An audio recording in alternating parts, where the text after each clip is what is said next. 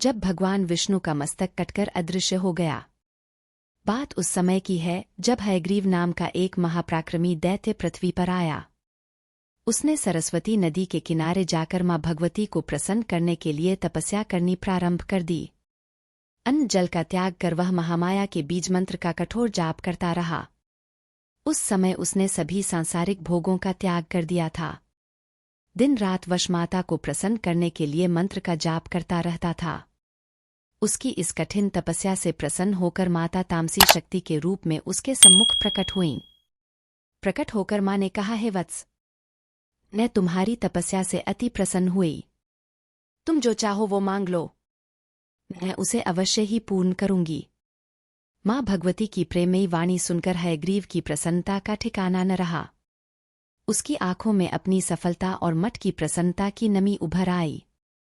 वह मां भगवती की स्तुति करते हुए बोला, हे ममतमयी मां, आपको मेरा नमस्कार है। आप आदिशक्ति स्वरूपा व जगत का कल्याण करने वाली हो। हे महामाया, जगत का पालन और सहार करना ही आपका स्वभाव है। आपकी कृपा मात्र से असंभव कार्य भी क्षण भर में पूर्ण हो जाता है। आपके लिए सब कुछ साध्य है। अगर आप मुझे से प्रसन्न हैं तो आप कृपा करके मुझे अमर होने का वरदान दे दें। इतना सुनकर देवी ने कहा, हे दैत्यराज, यह मृत्युलोक है, यहाँ जो आया है उसकी मृत्यु निश्चित है। ये प्रकृति का नियम है और इस नियम को तो स्वयं त्रिदेव भी नहीं बदल सकते हैं। किसी प्राणिमात्र के लिए अमर होना संभव ही नहीं है। स्वयं देवताओं को भी इस लोक में आकर कार्य समाप्ति पर मृत्यलोक से जाना पड़ता है। इसलिए तुम कोई अन्य वर मांग लो, वह मैं अवश्य ही तुम्हें दे सकती हूँ।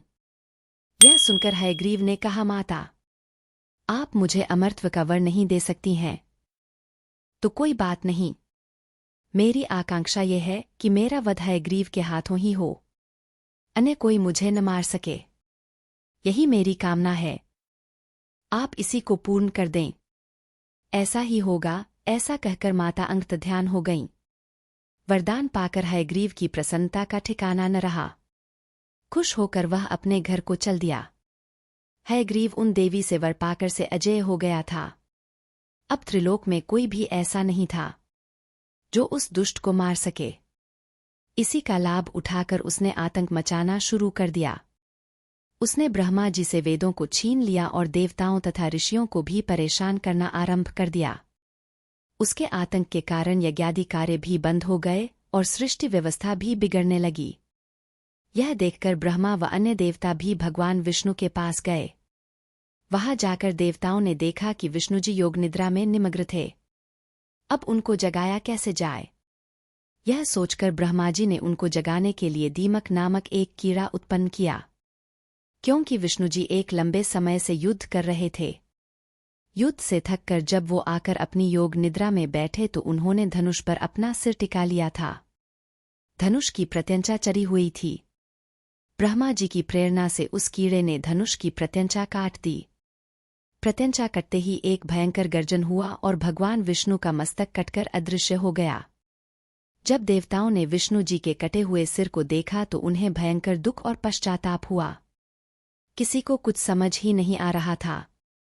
भगवान के सिर रहित धड़ को देखकर देवताओं के दुख की सीमा न रही। तब सभी देवताओं ने इस विचित्र घटना को देखकर भगवती की स्तुति करने लगे। उनकी प्रार्थना सुनकर देवी भगवती प्रकट हुईं। उन्होंने कहा, देवताओं, तुम तनिक भी चिंतित मत हो, मेरी कृपा से तुम्हारा मंगल ही होगा। तब माता ने ब्रह्माजी से कहा, ब्रह्मदेव, अब आप एक घोड़े का मस्तक लाकर विष्णुजी के धड़ से जोड़ दें। इससे भगवान का हयग्रीव अवतार होगा और वे उस रूप में आकर ही उस दुष्ट हयग्रीव दैत्य का वध कर सकेंगे। ऐसा कहकर भगवती अंतर्ध्यान हो गई। भगवती की आज्ञानुसार उसी क्षण ब्रह्मा जी ने एक घोड़े का मस्तक उतारकर भगवान के उस सिरहीन धड़ से जोड़ दिया। भगवती के कृपा से उसी क्षण भगवान विष्णु का हयग्रीवावतार हुआ। फिर भगवान विष्णु ने हयग्रीव दैत्य से भयानक युद्ध किया। अंत में भगवान के हाथों हयग्रीव की मृत्यु हुई। हयग्रीव को मारकर भगवान ने चारों वेदों को ब्रह्मा जी को सौंप दिया।